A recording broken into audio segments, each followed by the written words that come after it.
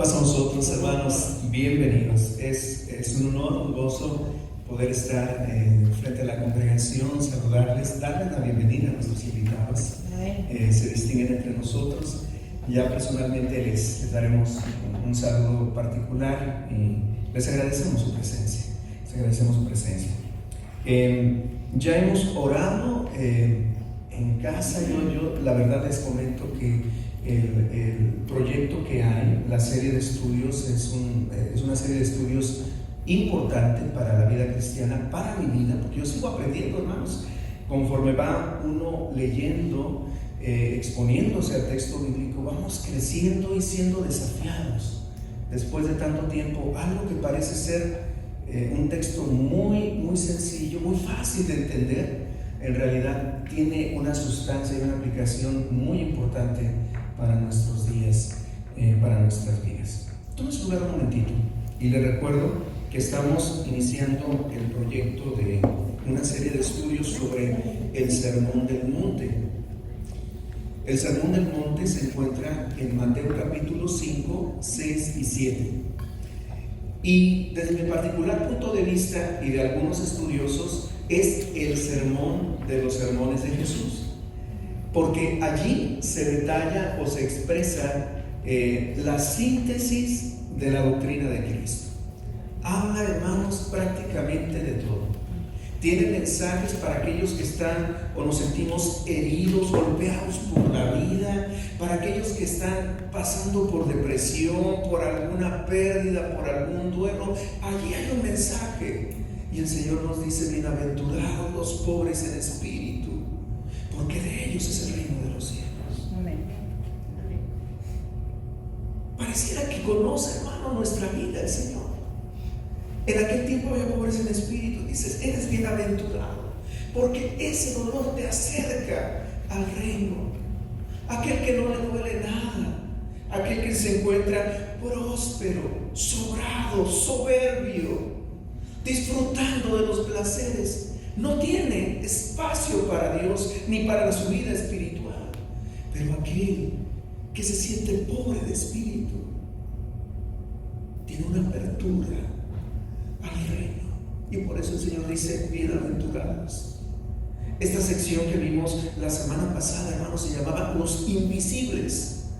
Jesús dice que vio a la multitud y Él vio a los que hasta ese entonces eran invisibles. Invisibles para los religiosos, invisibles para los políticos, invisibles para en su mismo hogar, en su casa. Pero Jesús sí los ve. Nos dice que Él miraba a la multitud y tuvo compasión de ellas, porque los vio como ovejas que no tienen pastor. Y entonces Él, hermanos, dice: bienaventurado. Así inicia el Sermón del Monte.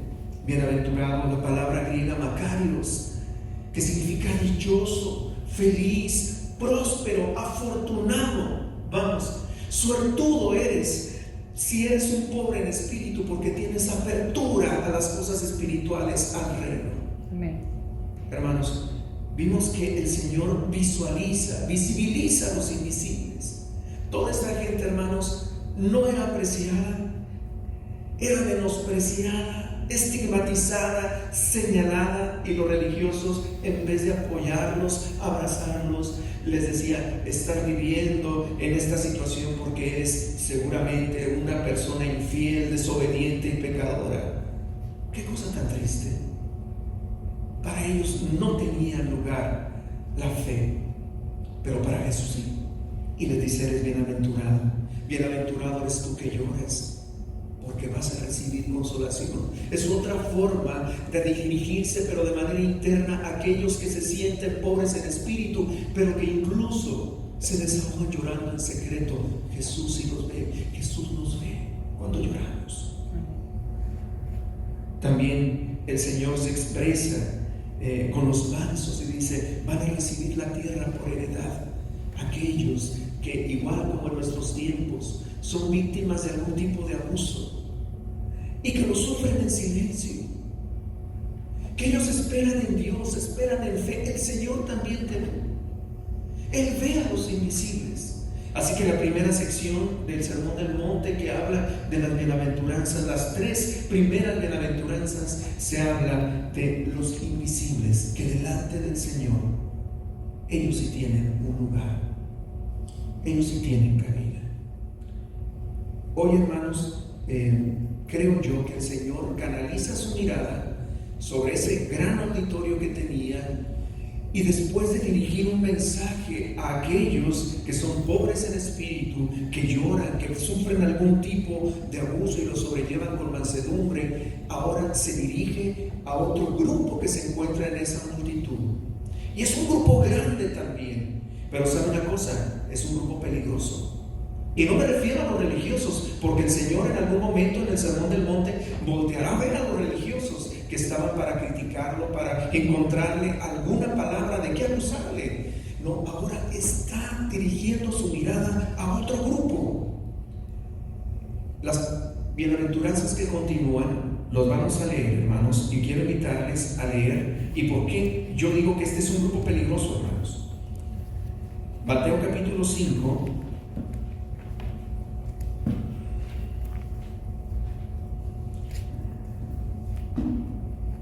Y quiero leer, porque ya les cité de memoria algunas bienaventuranzas. Ya vimos la primera predicación que hablaba de los invisibles.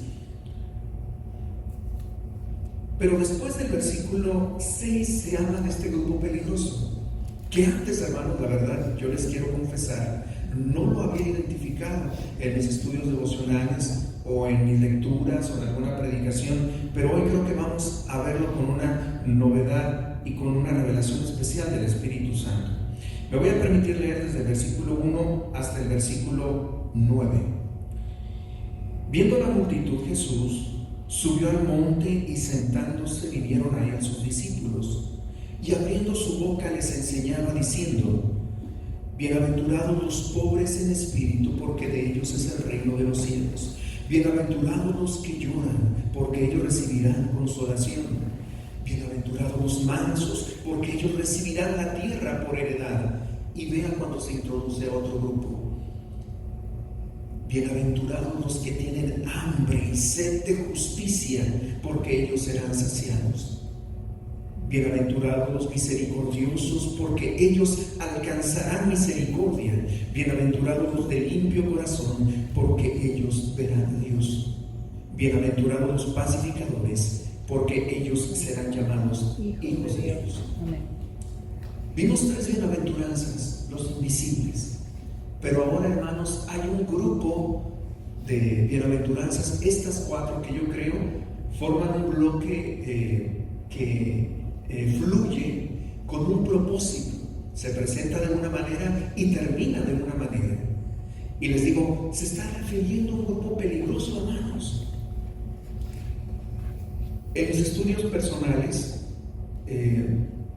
se habla de un grupo de seguidores de Jesús que aparecían siempre en la multitud, incluso lo querían seguir. ¿Y saben quiénes eran?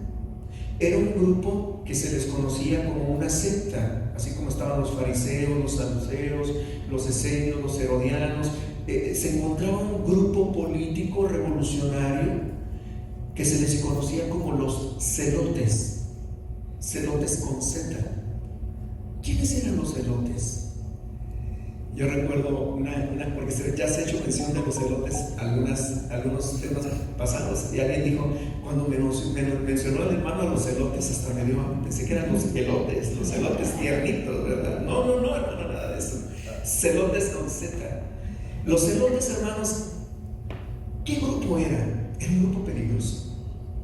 Eran personas que sí creían en Dios, vivían su fe, pero ellos tenían un celo y una pasión por esperar a un Mesías revolucionario, a un Mesías lleno del poder de Dios y con una legión de ángeles que viniera a redimir al pueblo de Dios que se encontraba bajo el yugo de Roma. Así que los celotes estaban también ahí y escuchaban a predicadores que eran supuestos mesías y decían, ¿será este el Mesías que nos va a liberar? Era gente peligrosa. ¿Sabe por qué? Mientras que los pobres en espíritu a lo mejor estaban allí, tenían todavía en su cara a lo mejor sus ojos rojos, habían llorado. Tal vez el Señor se dirigió con palabras tiernas hacia ellos para consolarles, para decirles, vas a ser consolado, tú que sufres, tú que lloras. Pero esta gente peligrosa iba armada. Los celotes iban armados. Era un grupo que se había juramentado. Generalmente eran jóvenes, entrenaban ellos incluso en las artes de la lucha y traían, hermanos, una daga.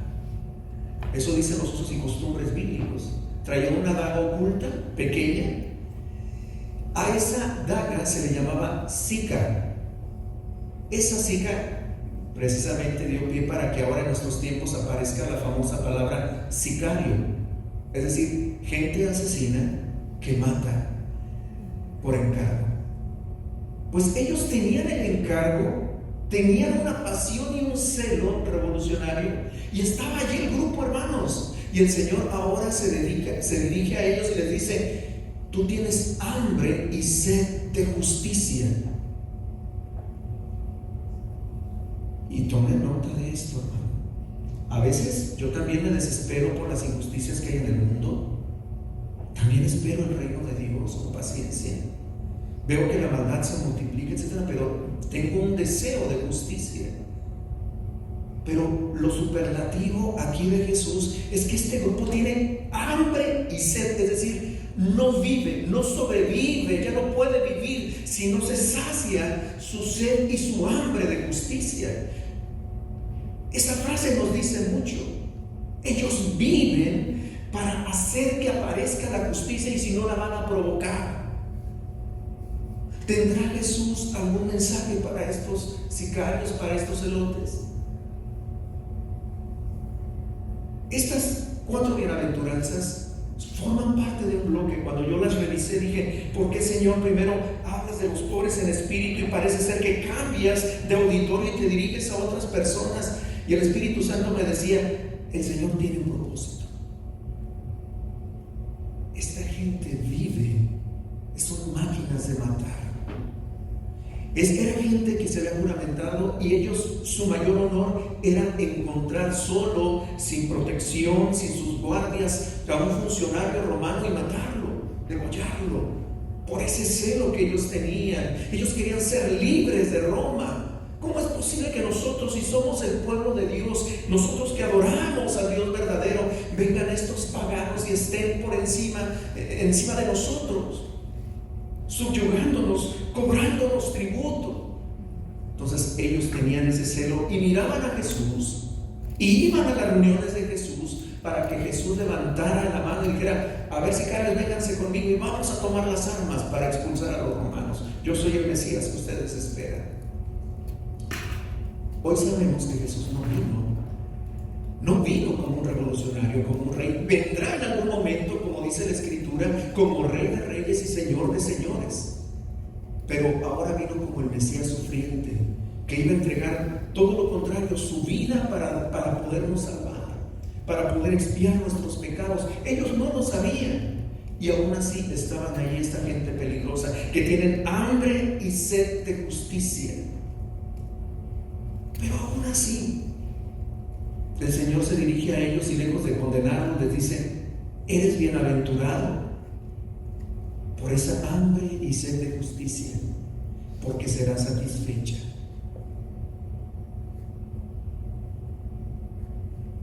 Aparecen bienaventurados los que tienen hambre y sed de justicia, y al final, en la 4ª bienaventuranza que vamos a ver, se habla de bienaventurados los pacificadores. Y yo no puedo evitar, hermanos, relacionar uno con lo otro, porque pareciera que es el contraste, ¿no es cierto? Uno es el que tiene hambre y sed de justicia, y otro es el pacificador, el que no quiere violencia. Pero en medio de estas bienaventuranzas se encuentran 2 al centro, como si fuera un proceso que el Señor de manera inteligente empieza a unir. Porque la segunda bienaventuranza nos habla de que es necesario ser misericordioso, y la otra también de limpio corazón. Ser misericordioso y ser de limpio corazón. Se encuentra en el centro entre los que tienen hambre y sed de justicia y aquellos que se convierten en pacificadores. Hay un mensaje para esta gente revolucionaria. Iniciamos. Ya hablamos acerca de su identidad. Incluso, si usted revisa y recuerda sus lecturas devocionales de la Biblia, en la lista de los 12 se menciona a un Simón. Bueno, está Simón Pedro, pero había otro Simón. Y la Biblia nos dice, es Simón el celote. ¿Qué significa esto? Que incluso hubo uno de ese grupo, de esa gente peligrosa que el Señor escogió, así como escogió a Judas, que era un traidor, escogió a un grupo, del grupo ahí, a uno de nombre Simón para que lo siguiera entre los 12. Porque para ellos también había un mensaje liberador de esa violencia. Iba a tener que dejar las armas y iba a entender verdaderamente cuál es el reino de Dios. Está Simón el celote, y el Señor dice, Él es bienaventurado. ¿Sabe por qué, hermano?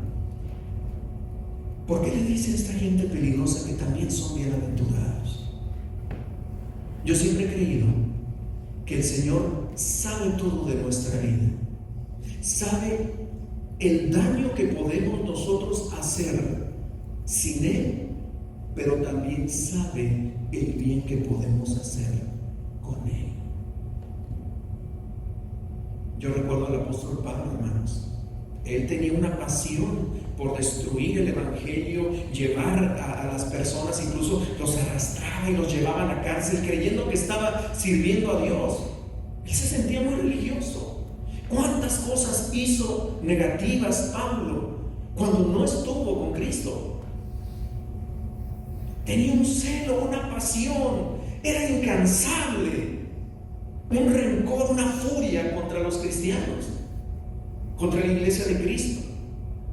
Pero aparece Jesús y le dicen, dura cosa te es dar cosas contra el aguijón. ¿Quién eres tú? Cuando ve el resplandor de Jesús que se le aparece camino a Damasco, yo soy Jesús a quien tú persigues. Y hermanos, así como él era una persona violenta que atacaba a los hijos del reino, después en su conversión, hermanos, fue el más grande de los apóstoles, el que más se esforzó, el que más sufrió, el que más iglesias estableció, el ministerio más poderoso que ha habido en el cristianismo.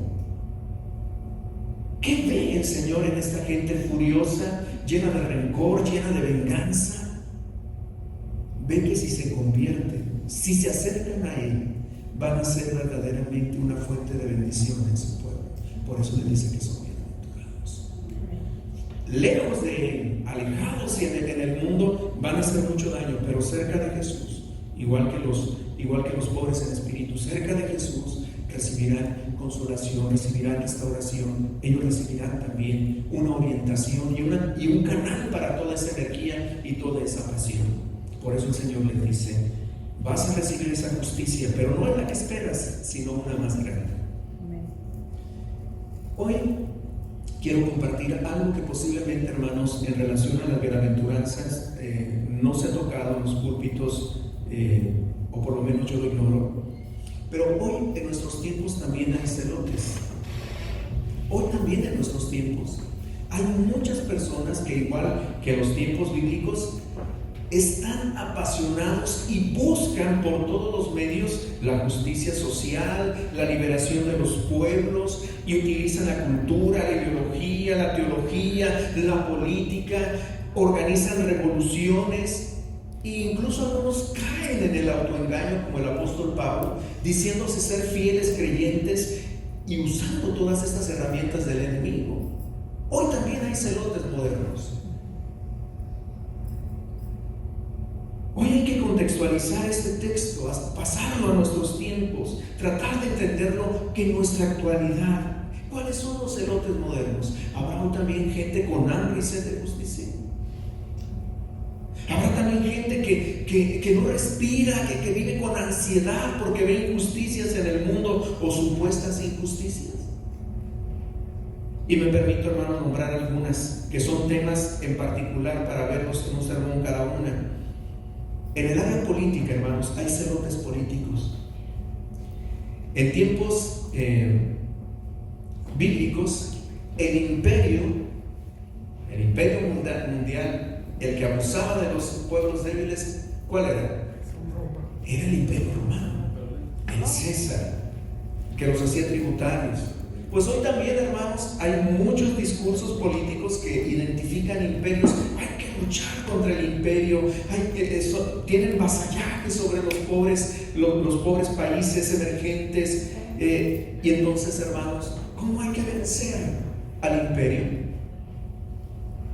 Hay que vencerlo tal vez por motivos ideológicos, por luchas políticas.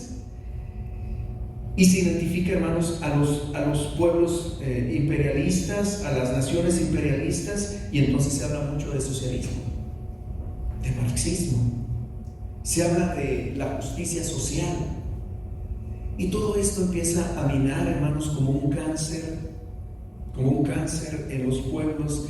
Hay celotes modernos contra los cuales nosotros tenemos que luchar y decirles: tienes hambre y sed de justicia, eres bienaventurado, pero si te acercas a Cristo serás saciado. ¿Qué pasa, hermanos, cuando cae el engaño de la política en la fe? A veces se toman caminos equivocados. Y lo único que les puedo decir, porque le digo son temas aparte, muchos de estos grupos que buscan la justicia lejos de Dios caen en tiranías, en dictaduras y sumergen a sus pueblos en pobreza. Esa es la estadística. Tienes hambre y sed de justicia, el camino no es la política, acércate al reino y entonces verás que la justicia se va a cumplir. Hoy hay celotes modernos y estamos hablando también de ideologías, hermanos, temas aparte. Hoy se habla mucho de inclusión, de feminismo, de deconstrucción de masculinidades, de ideología de género, y todas estas cosas, hermanos, ideológicas que vienen por la cultura también, de alguna manera dicen: es por hambre y sed de justicia. ¿Cómo el hombre está sobre la mujer? Desde siempre hay que liberarse. Hambre y sed de justicia, de equidad, de igualdad, de búsqueda de los derechos. Pero, hermanos, si todas estas luchas se hacen dándole la espalda a Dios, ignorando lo que el Señor nos dice al respecto del rol del hombre y la mujer, esa hambre y sed de justicia va a ser estéril y va a producir el efecto contrario. Hoy, todo este tipo de ideólogos, hermanos, lo que está ocasionando después de unas décadas es que haya muchos países, como les digo, son temas aparte, muchos países donde ya no hay familias, donde ya hay más ancianos que bebés, donde hay países donde hay más mascotas en los hogares que niños. Cuando esto ocurre, y cuando incluso, por ejemplo, había una estadística en Japón, por ejemplo, se venden más pañales para adulto que para bebé. Cuando se permite que estos que tienen hambre y sed de justicia y la quieren atacar por medio de ideologías se implanten, están causando daño a la sociedad. El Señor también dice: canaliza todo lo que tú ves como injusticia, pero en el reino serás saciado. Y lo más triste, hermanos, no solamente desde el área de la política ni del área de la cultura y de la ideología, sino también hay celotes teólogos desde el área de la teología. Hoy en el cristianismo, hermanos, y yo les agradezco el que se encuentren hoy aquí, nuestros hermanos que nos visitan, algo que en particular yo he estado trabajando y estudiando, porque tenemos que entender cómo se encuentra el mundo cristiano o la cristiandad en general, es identificar toda esa teología liberal, moderna, que se está queriendo infiltrar y que empieza a abrevar, empieza a alimentarse de la política y de las ideologías, como les digo, del feminismo y de todas estas cosas. Cosas que yo no me imaginaba que iban a ocurrir y se iban a predicar en púlpitos cristianos. Hoy los estoy escuchando. Y entonces estos teólogos celotes hoy también empiezan a hablar de una teología diferente, una teología moderna, una teología actual, una teología que es más inclusiva. Puedo quedarme aquí, hermanos, un muy buen tiempo poniéndoles ejemplos, pero yo les quiero comentar. Usted vino aquí, a lo mejor dice, pues voy a una iglesia como cualquiera, voy a un lugar como cualquier grupo, hermano. Ha llegado a un lugar donde estamos estudiando de manera actualizada para precisamente todo este cáncer de la teología liberal dejarla fuera. Un lugar seguro, ha llegado a un lugar seguro, a un lugar bíblico, a un lugar donde vamos a ver el mensaje del Señor, el mensaje del reino de manera radical, conforme a la Escritura y no conforme a los valores de este mundo, no queriendo congraciarse con quedar bien con el político de turno, quedar bien con los grupos sociales del momento, con las modas que hay. No, tenemos que ser radicales, porque Jesús así fue. No sé si usted ha escuchado alguna vez, esto prosperó en la época de los 70s, sobre una teología que se llamaba la teología de la liberación. Yo recuerdo que cuando llegué a escuchar teología de la liberación me sonó como liberación espiritual. Pensé en aquellos grupos que expulsan demonios o que tienen guerra espiritual. No, nada que ver, hermanos. Es un movimiento político. La teología de la liberación surge por los jesuitas en Centroamérica, y entonces ellos empiezan a interpretar, vean, hambre y sed de justicia, y empiezan a reinterpretar el evangelio, pero de manera marxista, es decir, con términos comunistas. Y hermanos, cuando se mire esa literatura, vayan al libro de los Hechos, y en el libro de los Hechos capítulo 2 desde el versículo 42 dice: y tenía la iglesia todas las cosas en común, y no había pobreza entre ellos, y compartían todo unos con otros. Esto es comunismo, dijeron ellos. Es lo que dijo Marx. Hambre y sed de justicia. ¿Será que tenemos que reinterpretar el evangelio y entonces establecer el comunismo, pero hacerlo cristiano? Parecía solamente una ideología. Pero llegó el momento en que estos religiosos, estos zelotes modernos, le dijeron a los indígenas: ¿sabes qué? Toma las armas, yo voy contigo. La mayoría de ellos eran religiosos jesuitas de la Iglesia Católica. Fue donde surgió el movimiento de la teología de la liberación. Tomen las armas y hagan guerra de guerrillas contra el gobierno, porque los ha despojado, los ha relegado. Entonces, tiene que haber justicia, pero por las armas. Ahora sí que se parece literalmente, hermanos, a los celotes del tiempo de Jesús. Literalmente. Afortunadamente, hermanos, fue una época en la cual, cuando se desahogó este ímpetu, esta rabia en estos núcleos sociales, pues solamente causó destrucción y no produjo lo que querían: justicia, hambre y sed de justicia saciada. Era un movimiento sociopolítico de interpretación marxista del evangelio. Hoy, hermanos, lamentablemente, hace poco compartí un taller sobre ideología de género. Después voy a ser más específico al respecto, pero me enfrenté a cierta literatura de personas que se dicen religiosas, pero que también ven muchas injusticias, y empiezan a reinterpretar la Biblia con la famosa teología queer. ¿Se ha escuchado esa palabra queer? Tiene que ver con todos los lobbies LGBTQ+, etcétera, con los transgéneros y todo esto. Y entonces la teología queer lo que hace es volver a leer la Biblia y a decir: es que estos versículos que hablan acerca del pecado de la homosexualidad hay que quitarlos, o hay que reinterpretarlos, o tratar de decir que se refería a otra cosa. Por ejemplo, es un tema aparte, como les digo, en algún momento daremos un taller al respecto. Pero ¿qué diría usted, por ejemplo, si encuentra un versículo en la Biblia que habla de que la homosexualidad es pecado? ¿Qué le va a decir a alguien que reinterpreta la Biblia y dice: no puede decir eso? Primero, la palabra homosexualidad no viene ahí. Se van a los originales, porque no existía, hermano. Eso es un término moderno, obviamente. Entonces, ya si alguien distraído por ahí dice: bueno, de veras, en el original no venía, entonces no es homosexualidad. Entonces, ¿qué era? Le paso un dato, porque uno se queda así pensando y averiguando.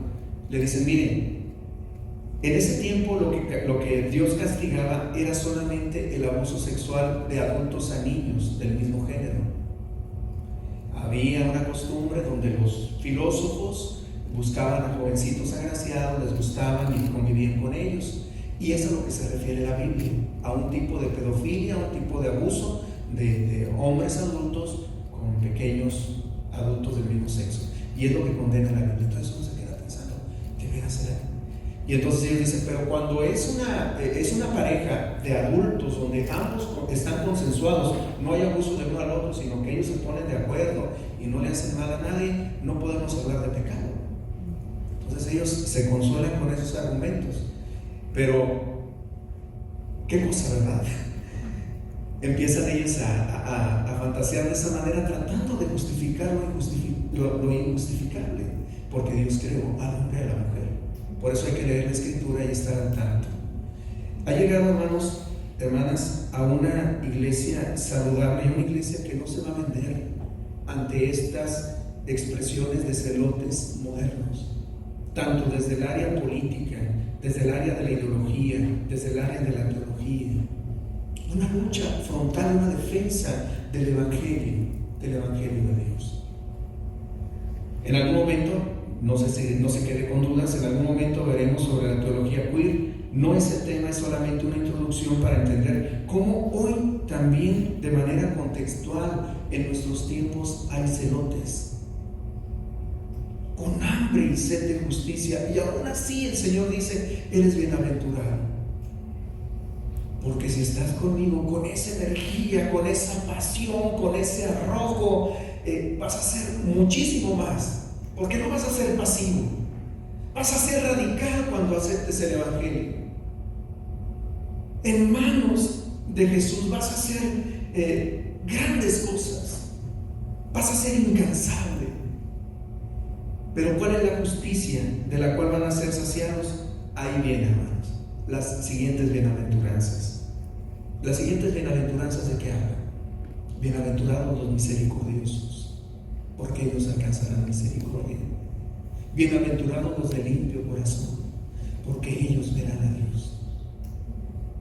Quiero que vean un pasaje en Hechos capítulo 4.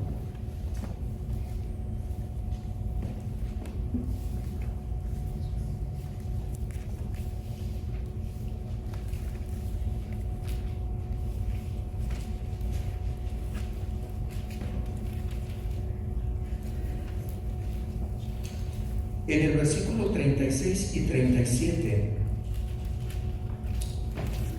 yo les decía, ¿qué pasa con un celote? Porque el Señor aceptó a Simón el celote como uno de los suyos, de los 12. ¿Qué pasa con un celote? Primero va a dejar las armas, y las armas van a ser otras para conseguir la justicia. Aquí hay un ejemplo, hermanos.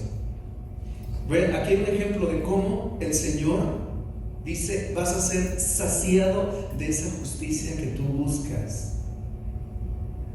Entonces José, estamos ahí, 4:36 de Hechos. Entonces José, a quien los apóstoles pusieron por sobrenombre Bernabé, traducido es hijo de consolación, levita natural de Chipre, como tenía una heredad, la vendió y trajo el precio y lo puso a los pies de los apóstoles. Hermanos, qué manera tan radical, y que no tiene nada que ver con tomar las armas, de hacer justicia. Y miren, ahí es donde siempre que haya algún debate sobre ideologías marxistas y capitalistas, etcétera, comunistas, se dice, bueno, ¿tú quieres justicia social? Bueno, ¿por qué traes un iPhone de último modelo si hay tantos pobres en tu comunidad? Vende tu iPhone y ayuda a los pobres. No, que es el gobierno y hay que luchar contra el imperio. No, empieza a hacerlo tú. ¿Quieres que haya becas? ¿Por qué no ayudas a uno de los jovencitos vecinos que no tienen para comprar su uniforme? Si a ti te está prosperando, ¿por qué quieres que yo ayude allá y tú no quieres hacer nada? Hermanos, aquí vemos un ejemplo radical de alguien que verdaderamente empieza a saciar su hambre y sed de justicia, pero porque empieza a practicar la misericordia. Por eso yo les decía, hermanos, vemos gente con hambre y sed de justicia, y de pronto el Señor habla: bienaventurados los misericordiosos. Porque la forma de dejar las armas, la forma de empezar a establecer la justicia y saciar la justicia, es practicando la misericordia. Es practicando, hermanos, la empatía, la solidaridad, el ver por los unos por los otros. Ellos eran capaces de matar, pero ahora convertidos, venden su casa y la llevan para que no haya pobres en la comunidad de fe. Hambre y sed de justicia, y ahora es saciada. Ellos son los revolucionarios, pero revolucionarios porque aplican la misericordia. Y aún más, dice el Señor: bienaventurados los de limpio corazón, porque ellos verán a Dios. ¿Tú quieres ver el reino de Dios? ¿Tú quieres ver al Mesías que conquista junto contigo como un victorioso guerrero que expulsa a los romanos? ¿Quieres ver a Dios? Sé de limpio corazón. Es muy interesante. Yo recuerdo a un hermano que aprecio mucho en el Señor, de los hermanos que me discipuló, y él recuerdo que nos hizo una predicación muy bonita sobre bienaventurados los de limpio corazón, porque ellos verán a Dios. Y recuerdo muy bien una ilustración que nos hizo en relación a la palabra limpio. En el griego, hermano, la palabra limpio corazón, limpio, es la palabra kásaro. Y kásaro en tiempos bíblicos implicaba el ejercicio que hacían las mujeres para lavar la ropa. Hermanos, en aquel tiempo no había lavadoras eléctricas, ni lejías, ni algún tipo de detergentes. Ahora que hay cuánticos, yo le digo detergentes cuánticos y lavadoras cuánticas, que es todo. No, hermanos, allá se tenía que lavar a mano. Y entonces iban al río y había piedras especiales, y entonces kásaro, limpiar, en este caso, era tomar la ropa y golpearla contra las piedras y tallarla fuerte contra las piedras, hermanos. Y había agua corriente y tallaban y diluía toda la suciedad. Y entonces el hermano, recuerdo, decía: cuando se habla de limpieza del corazón, se habla del ejercicio también donde duele ir dejando cosas para ser limpio. Ser limpio a veces duele. Ser limpio cuesta trabajo. Ser limpio es tomar decisiones radicales que a veces parece ser que son como una pérdida. Entonces decía la gente, cuando escuchaba corazón kásaro, se imaginaban un corazón igual, que es limpiado allí en las piedras, tallado ahí hasta con violencia. ¿Tienes hambre y sed de justicia? Practica la misericordia, serás saciado. ¿Quieres ver a Dios? Que Dios hace justicia, sé de limpio corazón. Trabaja con esa ira que tienes en tu corazón. Sé libre de esa ira, de ese sed de venganza. Quiero que vean, hermanos, un pasaje, ya estamos por terminar. 1 Corintios 9:27. Lo sé de memoria, pero quiero citarlo para evitar errores. 1 Corintios 9:27. Pablo, que como les digo, fue un celote también, pero religioso, ideológico, porque hizo tanto daño, pero después se convirtió en una bendición enorme cuando se convirtió. Él dice que tenía ciertas disciplinas en su forma de vivir la fe. Entre tantas, dice 9:27 de 1 Corintios: golpeo mi cuerpo y lo pongo en servidumbre, no sea que habiendo sido heraldo para otros, yo mismo venga a ser eliminado. Corazón kásaro. Golpeo mi cuerpo. Batallo. No crean que es fácil. Lo sufro también. Pero no quiero ser desechado, no quiero ser eliminado. Me voy a esforzar. Voy a procurar ser limpio para ver a Dios, hermanos. Si se dan cuenta, yo les decía, hay como una secuencia. Tienes hambre y sed de justicia, practica la misericordia. La vas a ver en cuanto practiques la misericordia. En cuanto seas de limpio corazón, te esfuerces por vencer todos esos sentimientos oscuros que hay en ti. Pero hermanos, después se cierra con la última bienaventuranza. Quiero que volvamos a Mateo 5, porque después de que dice los de limpio corazón, el Señor, verán a Dios, dice el versículo 9, Mateo 5:9, bienaventurados los pacificadores, porque ellos serán llamados hijos de Dios. A este versículo, hermanos, donde se habla de los pacificadores, yo le llamo los anticelotes. Mientras que unos quieren tomar las armas, quieren ser revolucionarios, quieren matar, tienen hambre y sed de justicia, aparecen al final, después de la disciplina de la misericordia y el limpio corazón, aparecen los pacificadores. Así que yo creo que el Señor lo estaba mirando ahí y ellos iban tomando nota. No más hambre y sed de justicia, sino ser pacificador. ¿Qué es un pacificador? El pacificador es la antítesis del celote. Es el que evita el conflicto, evita la confrontación, la venganza y todo lo contrario, busca la negociación. Sabe el modo en el cual afrontar el conflicto con sabiduría. Y va a haber, hermanos, en el Sermón del Monte unas secciones grandes que resultan controversiales porque el Señor se dirige a los celotes, se mete en la mente de ellos, sabe lo que están pensando. Recuerda que aquellos pasajes que vienen también en el Sermón del Monte, en algún momento los vamos a predicar: el amor a los enemigos, el poner la otra mejilla, el caminar una milla más con alguien. ¿A quién se dirigía? ¿A los 12? ¿A los que eran pobres en espíritu? No se estaba refiriendo a los celotes, porque sabía exactamente qué estaban ellos tramando, qué querían hacer. En algún momento vamos a explicar estos pasajes que, como les digo, cuando se ven de manera aislada y sin entender a quién se dirigían, pueden resultar controversiales o difíciles de entender. Pero bueno, lo que les quiero comentar, hermanos, es que este pasaje de los pacificadores se refiere a los anticelotes. Lejos de tomar las armas, ahora te conviertes en una persona que negocia, en una persona que aplica la diplomacia, una persona que aplica la paz, Quiero que lean, por favor, Isaías 9, versículos 6 y 7.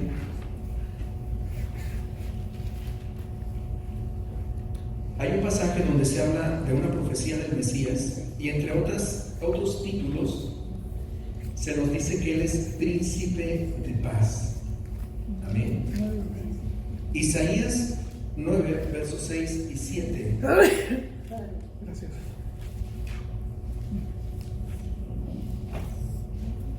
Porque un niño nos es nacido, hijo nos es dado, y el principado sobre su hombro, y se llamará su nombre admirable, consejero, Dios fuerte, Padre eterno. ¿Qué dice aquí? Príncipe de paz. Ellos esperaban no un príncipe de paz, a un guerrero victorioso que con el poder de Dios iba a mandar una legión de ángeles y iba a expulsar a los romanos. Pero, hermanos, viene a establecerse pero como un príncipe de paz, y por eso el Señor dice: bienaventurados los pacificadores, bienaventurados los pacificadores, porque ellos serán llamados hijos de Dios, hijos del príncipe de paz. Lo que el Señor le dice entonces a estos, porque el tema se llamaba precisamente ahora los justicieros, a estos celotes: conviértete, eres bienaventurado porque te vas a convertir en una fuente de bendición con esa pasión radical, pero para bendición del mundo. No va a venir la justicia ni por la política, ni por la ideología, ni por la guerra. Va a venir por lo que tú haces siendo un ciudadano del reino, siendo hijo del príncipe de paz. Amén. Quiero terminar con un pasaje que se encuentra en Romanos. Creo que resume mucho de lo que hemos visto ahora. Yo creo que el apóstol Pablo había estudiado también el Sermón del Monte en esta sección que se refiere a los celotes. Romanos capítulo 12. Voy a leer del versículo 9 al 20. Y creo que vamos a tomar nota de que muchos de los conceptos que menciona aquí ya los vimos: el ser misericordiosos, ser de limpio corazón, ser pacificadores, evitar el conflicto, ser anticelotes. Vean lo que dice Pablo en el versículo 9 en adelante. Dice así: el amor sea sin fingimiento, aborreced lo malo, seguid lo bueno. Amados los unos a los otros con amor fraternal, en cuanto a honra, prefiriéndoos los unos a los otros. En lo que requiere diligencia, no perezosos, fervientes en espíritu, sirviendo al Señor, gozosos en la esperanza, sufridos en la tribulación, constantes en la oración, compartiendo para las necesidades de los santos y practicando la hospitalidad. Bendecid a los que os persiguen, bendecid y no maldigáis. Gozaos con los que se gozan, llorad con los que lloran. Unánimes entre vosotros, no altivos, sino asociándonos con los humildes. No sean sabios en vuestra propia opinión.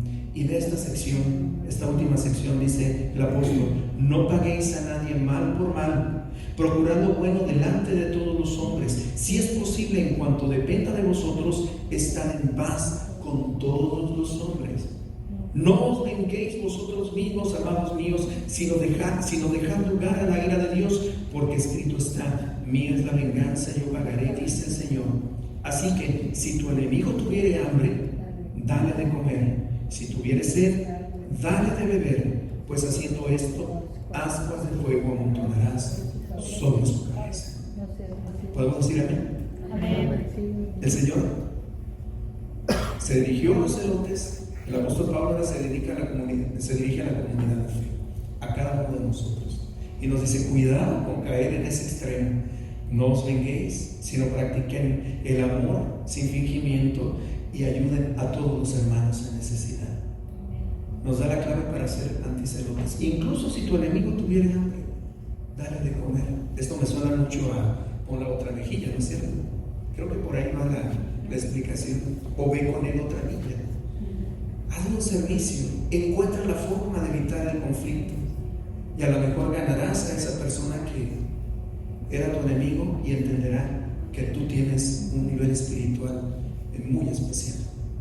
Que Dios nos ayude, que Dios nos bendiga, hermanos, porque hoy vivimos tiempos, como el apóstol Pablo decía, tiempos muy peligrosos.